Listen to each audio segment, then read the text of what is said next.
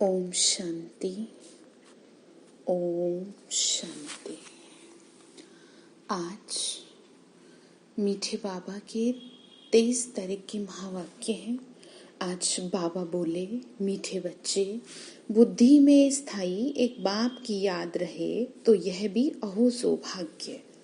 मतलब बाबा ने कहा, मेरी याद तुम्हारी बुद्धि में पर्टिकुलर बनी रहती है तो ये तुम्हारा बहुत बड़ा सौभाग्य है। प्रश्न बाबा ने पूछा, जिन बच्चों को सर्विस का शौक होगा उनकी निशानी क्या होंगी? तो आंसर है, वो मुख से ज्ञान सुनाने बगैर रह नहीं सकते। वह रूहानी सेवा में अपनी हड्डी हड्डी स्वाहा करेंगे।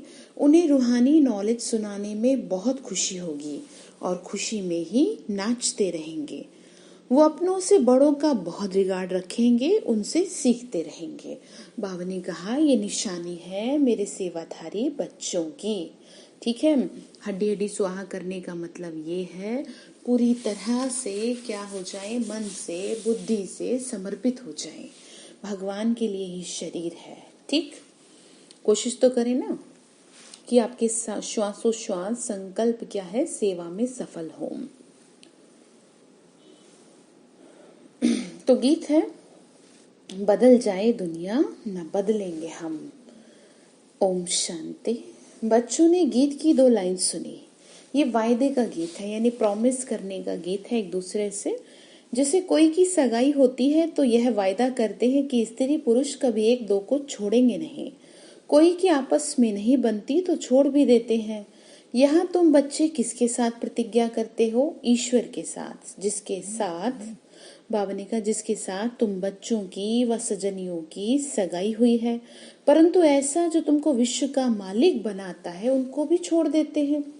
यहाँ तुम बच्चे बैठे हो, तुम जानते हो अभी बेहद का बाप दादा आया है। बाबा ने कहा, बच्चे यहाँ तुम बैठे हो तो तुम्हें समझ में आई है ना बात।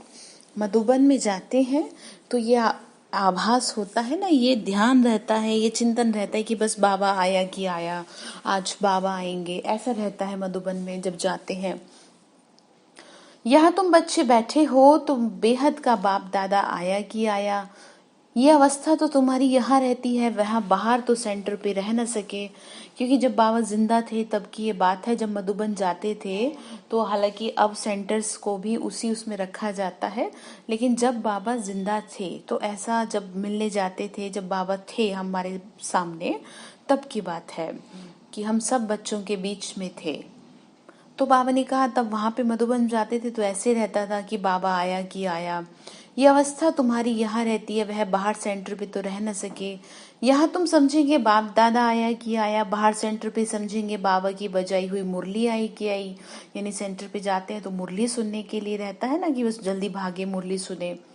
यहाँ बाबा ने कहा, बाहर सेंटर पे तो ऐसे समझते हैं ना, यहाँ और वहाँ में बहुत फर्क रहता है मधुबन में और सेंटर्स पे। हालांकि अब बाबा के सेंटर्स जो हैं उसके माने जाते हैं, उसी लेवल के माने जाते हैं, क्योंकि घर तो भगवान का ही है ना।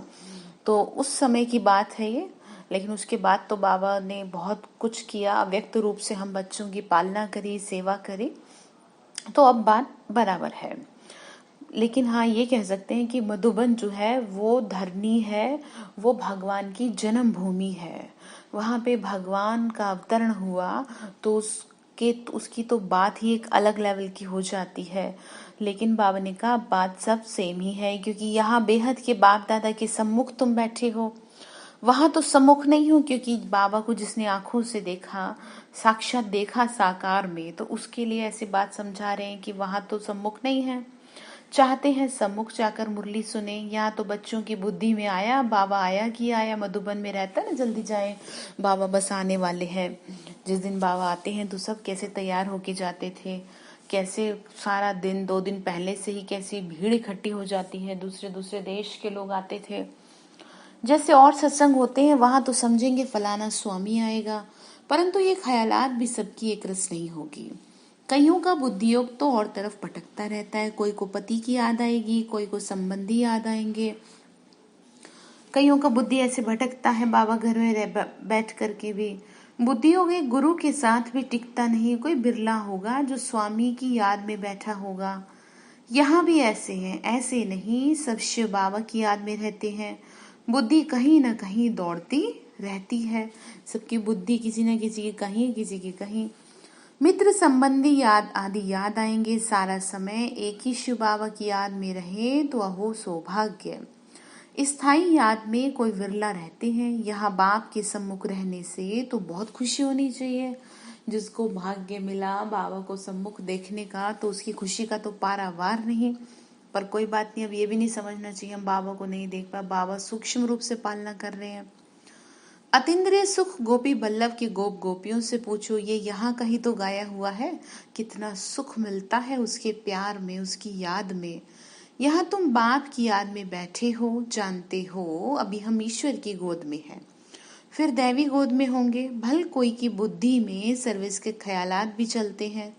इस चित्र में ये करेक्शन करें। बाबा ने कहा अभी तो तुम मेरे प्यार में पल रहे हो, मैं तुम्हें पाल रहा हूँ, फिर तुम्हारे को मेरी गोद नहीं मिलेगी, फिर तुम देवताओं की गोद में रहेंगे।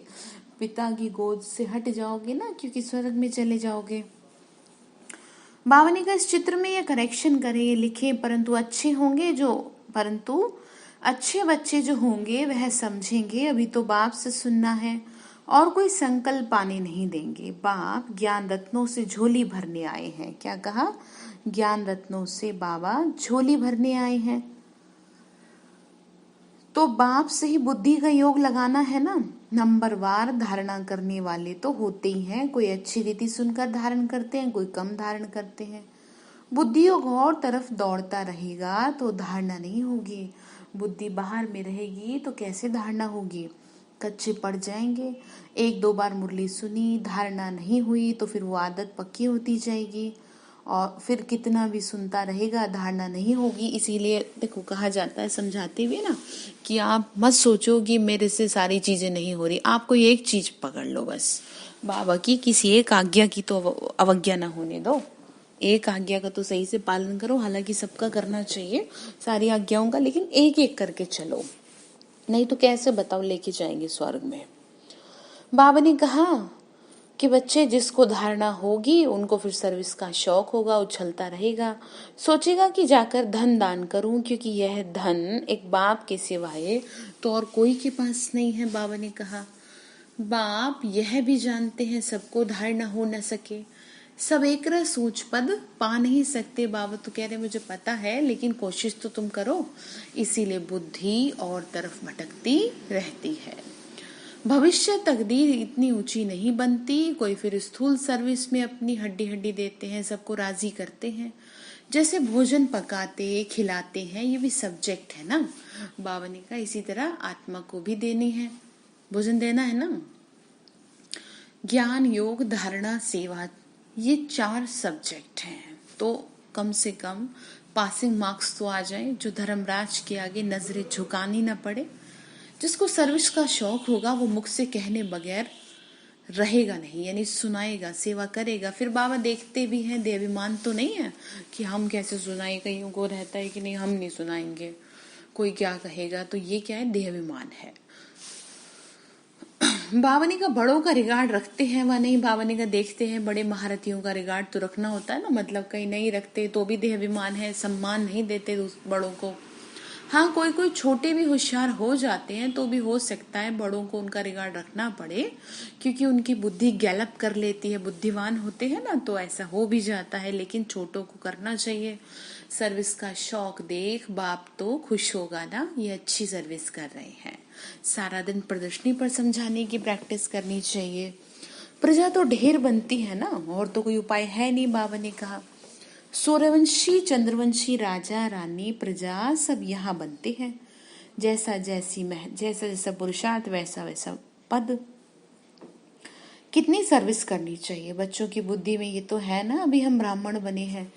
घर गृहस्थ में रहने से हर एक की अवस्था तो अपनी रहती है ना, घर बार छोड़ना तो है नहीं। बाबा कहे घर में भल रहो, परंतु बुद्धि में ये निश्चय रखो कि पुरानी दुनिया तो अब खत्म हुई पड़ी है। हमारा बाबा ने कहा खत्म हुई पड़ी है, हमारा अब बाप से काम है, भगवान से मतलब रखना, उससे काम है ना। दुनिया में रह करके जब तक जिएंगे तब तक सारे काम काज करते हुए बाबा से काम है हमको। यह भी जानते हो ना, कल पहले जिन्होंने ज्ञान लिया वही लेंगे। सेकंड बाई सेकंड हूबहू बहु रिपीट हो रहा है। आत्मा में ये ज्ञान रहता है ना, बाबा के पास भी ज्ञान रहता है। तुम बच्चों को भी बाप जैसा बनना है। बाबा क्या बोले, तुमको भी तो ऐसे ही बनना है ना, पॉइंट धारण करनी है। सभी पॉइंट एक ही समय नहीं समझाई जाती। बाबा ने कहा टाइम टू टाइम अकॉर्डिंगली मैं तुमको जैसा जैसा समय आने वाला होगा उसके अकॉर्डिंग डायरेक्शन देता रहूंगा मुरली के थ्रू। इसीलिए मुरली के पॉइंट्स को बिल्कुल भी इग्नोर ना करें, नहीं तो आपकी लाइफ आपको इग्नोर कर देगी। फिर बाबा के आगे ना रोना, बाबा बताए नहीं। भगवान इस लेटर के थ्रू बात कर रहे हैं, बच्चे विनाश सामने खड़ा है। ये वही विनाश है जो दिखाई गई है महाभारत युद्ध। सतयुग त्रेता में तो कोई लड़ाई होती नहीं, वो तो बाद में जब बहुत धर्म होते हैं ना, लश्कर आदि आते हैं, तब लड़ाई शुरू होती है। पहले पहले आत्माएं सतो प्रधान से उतरती हैं, फिर सतो रजो तमो की स्टेज होती है। तो ये भी सब बुद्धि में रखना होता है, कैसे राजधानी स्थापन हो रही है। यहाँ बैठे हो तो बुद्धि में रखना कि शिव बाबा आकर हमको खजाना देते हैं। कौन दे रहे खजाना आपको? शिव बाबा दे रहे हैं, जिसको बुद्धि में धारण करना है। अच्छे अच्छे बच्चे नोट्स लिखते हैं, लिखना अच्छा है, नोट डाउन करनी चाहिए। इंपॉर्टेंट पॉइंट्स बाबा बताते हैं ना, बच्चे ऐसे से करो तो बुद्धि में टॉपिक्स आएगी, अपने आप टचिंग होगा। आज इस टॉपिक पर समझाएं। बाबा कहते हैं तुमको मैंने इतना खजाना दिया सतयुग त्रेता में, तुम्हारे पास अथाह धन था। फिर वाम मार्ग में जाने से वह कम होता गया, खुशी भी कम होती गई। बाबा ने कहा फिर खुशी भी जैसे जैसे विकारी बनते गए वैसे वैसे तुम्हारी खुशी सॉरी कम होती गई। इसको ऐसे समझो कि जैसे जो योगी तपस्वी आत्माएं होती हैं वो कितनी खुश रहती हैं, कितनी शांत रहती हैं, हालांकि उनको कोई सुख साधन मिले ना मिले, लेकिन कितना वो खुश रहते हैं। तो बाबा ने वही कहा कि पहले तुम पवित्र थे, पर जैसे जैसे तुम विकारी बनते गए वैसे वैसे तुम्हारी खुशी नष्ट होती गई। कुछ न कुछ विक्रम होने लगता है, उतरते उतरते कलाएं कम हो जाती हैं। सतो प्रधान, सतो रजो तमो की स्टेजेस होती है ना। बाबा ने कहा सतो से रजो में आते हैं तो ऐसे नहीं फट से आ जाते हैं। कैसे आते हैं? धीरे धीरे उतरते हैं। दिन प्रतिदिन बाबा ने कहा क्या होती जाती है, कलाएं कम होती जाती हैं। जैसे कि उम्र घटती रहती है ना, दिन प्रतिदिन धुएं की तरह उड़ती है, ऐसी बाबा ने कहा तुम्हारी पवित्रता, तुम पावन थे, धीरे धीरे तुम नीचे गिरते जाते हो। तुम्हें पता तब चलता है जब बिल्कुल कलयुग में आ जाते हो। बाबा ने कहा दिन प्रतिदिन कम होती है, अभी जंप लगाना है, तमो प्रधान से सतो प्रधान बनना है। इसके लिए टाइम भी तो चाहिए। गाया हुआ है ना, चढ़े तो चाके वैकुंठ रस, गिरे तो चकना चूर। बाबा ने कहा काम की चमाट लगती है तो एकदम चकनाचूर हो जाते हैं, हड्डी हड्डी टूट जाती है। कोई मनुष्य अपना जीव घात करते हैं, आत्मघात नहीं।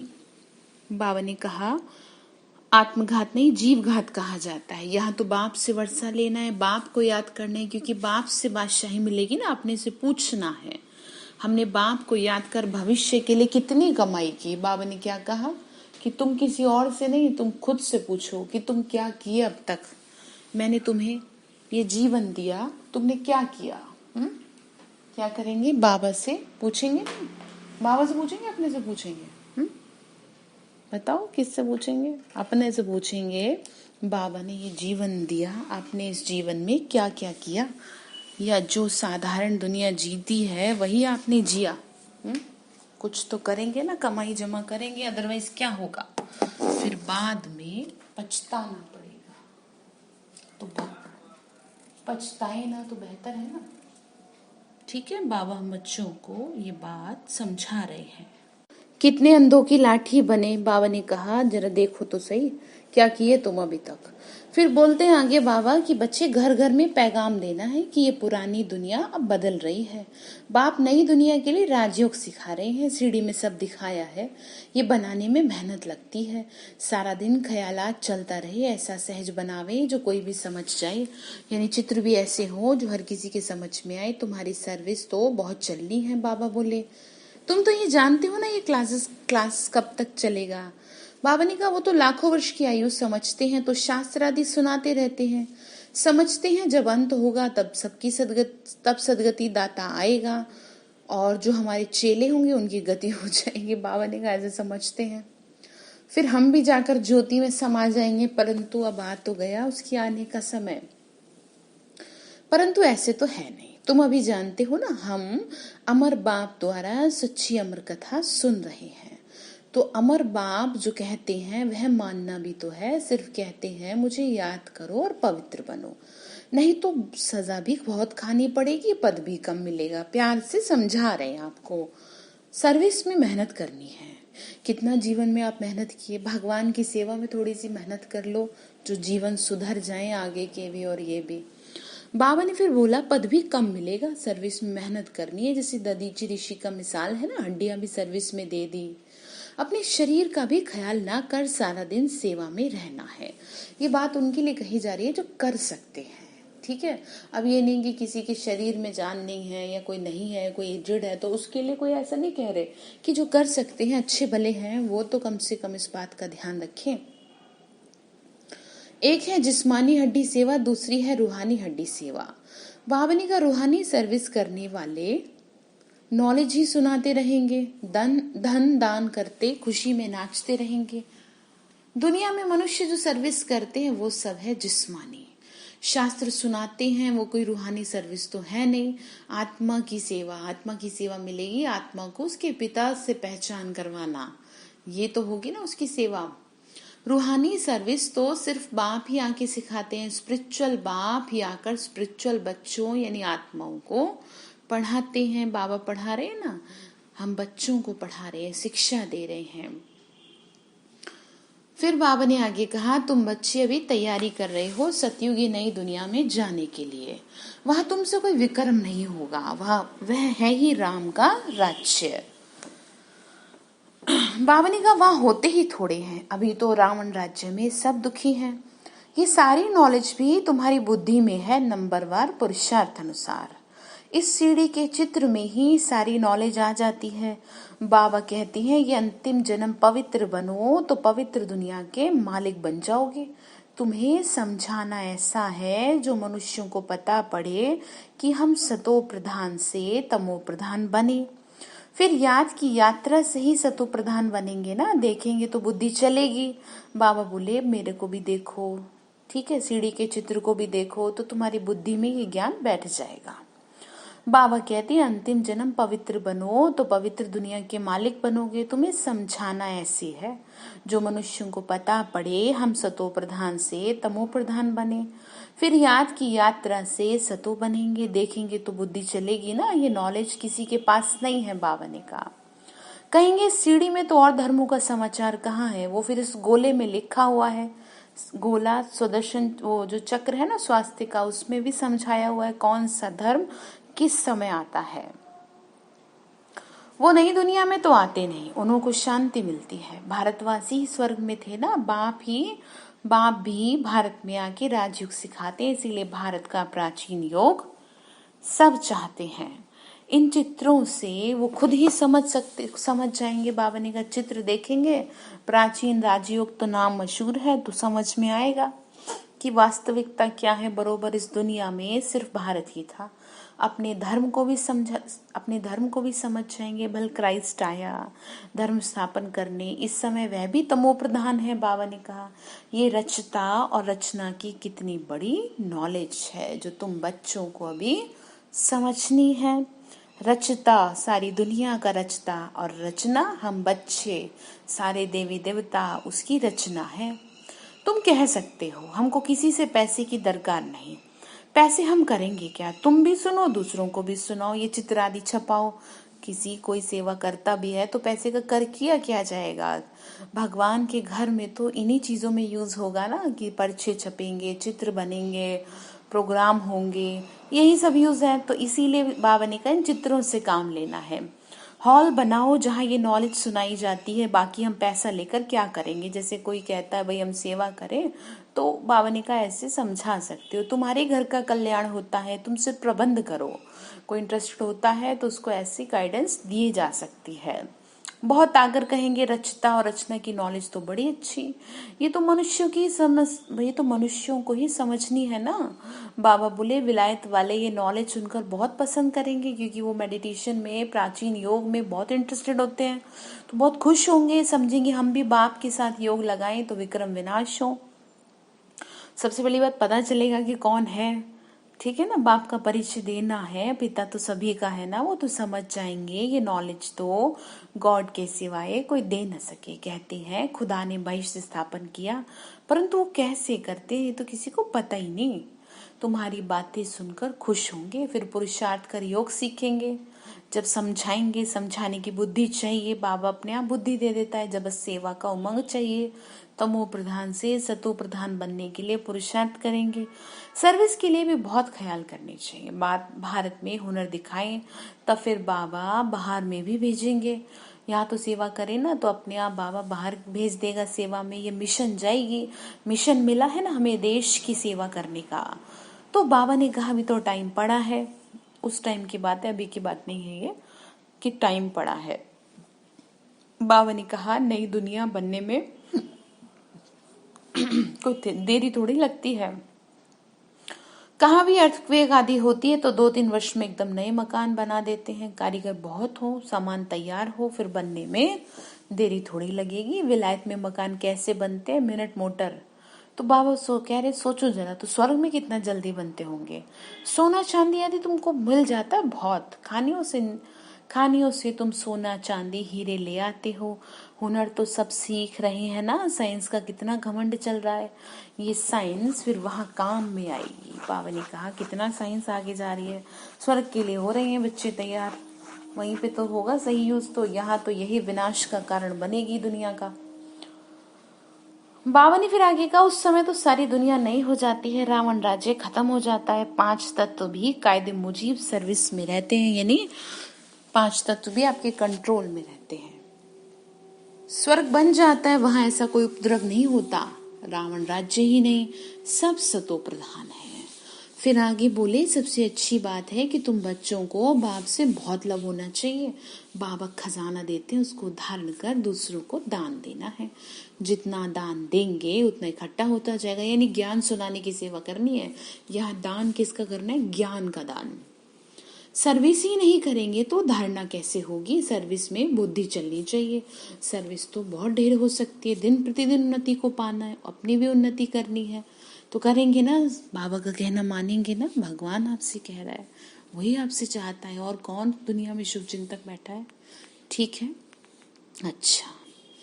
मीठे मीठे सिक्के लदे बच्चों प्रति माता पिता बाप दादा का याद प्यार और गुड मॉर्निंग। रूहानी बाप की रूहानी बच्चों को नमस्ते।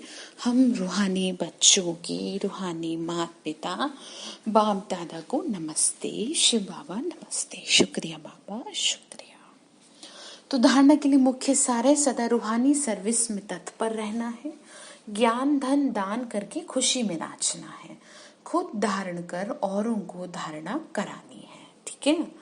दूसरी पॉइंट है बाप जो ज्ञान का खजाना देते हैं ना, उससे अपनी झोली भरनी है, नोट्स लेने हैं, नोट्स लेने हैं। अब इसमें बताएंगे मुरली के बाद, फिर टॉपिक पर समझाना है। अच्छे अच्छे पॉइंट्स के नोट्स जो शिवरात्रि के उपलक्ष्य में हो, समझाने की कोशिश करनी है। ज्ञान धन का दान करने के लिए उछलते रहना है या खुशी में रहना है। जो खुशी में रहेंगे, उमंग में रहेंगे, वही तो सेवा कर सकेंगे, बाकी कैसे करेंगे बताओ।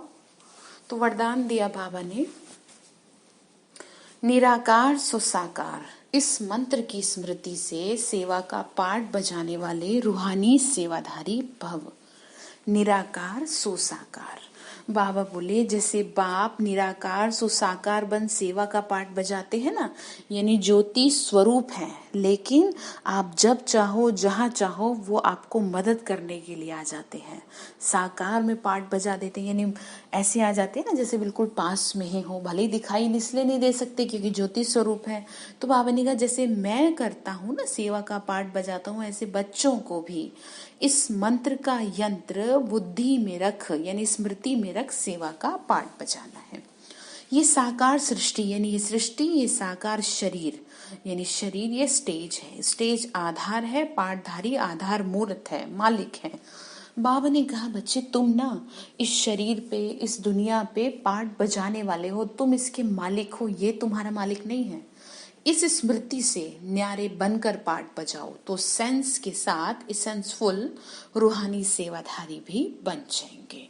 ठीक है, तो सेवा अच्छी कर पाएंगे। स्लोगन है साक्षी बन, हर खेल को देखने वाले ही साक्षी दृष्टा है। साक्षी बन हर खेल को, जो भी कुछ हो रहा है चारों तरफ खेल ही तो चल रहा है, तो ध्यान रखिएगा इन बातों का। तो आज बाबा ने हम बच्चों को जो ज्ञान दिया है, जो होमवर्क दिया है, वो ये है कि आपको क्या करना है, ज्ञान धन का दान करके खुशी में नाचना है। नाचने से मतलब क्या है कि खुशी में रहना है और सेवा के उमंग में रहना है। तो अब जल्दी से शिवरात्रि आ रही है, तो आप सभी भी कुछ पॉइंट्स बना लीजिए जिसकी आप क्या करें, जिसकी सेवा करें अपने नियरेस्ट एंड डियरेस्ट को सुनाने की। किसी भी तरह से उनके अकॉर्डिंग उनके अंदर ये बात डाल दें कि सारी दुनिया का मालिक अब वो आ गया है, उसे पहचान लो। अच्छा, और एक जरूरी सूचना भी है कि जो ग्रुप में भेजा गया था आपको मैसेज, जो हमें बाबा को गिफ्ट देना है 85 घंटे योग का, उसमें जो 4 घंटे का किस तरह से पर्टिकुलर्स रहेंगे, वो 10 पॉइंट्स उनके चार्ट आ चुके हैं सेंटर पे। तो आप क्या करें, अपना अपना चार्ट ले जाएं, जब तक शिवरात्रि है उसको पूरा अच्छे से करना है। बाकी कुछ हो तो आप मुझसे पूछ लीजिएगा, ठीक है। अच्छा, ओम शांति।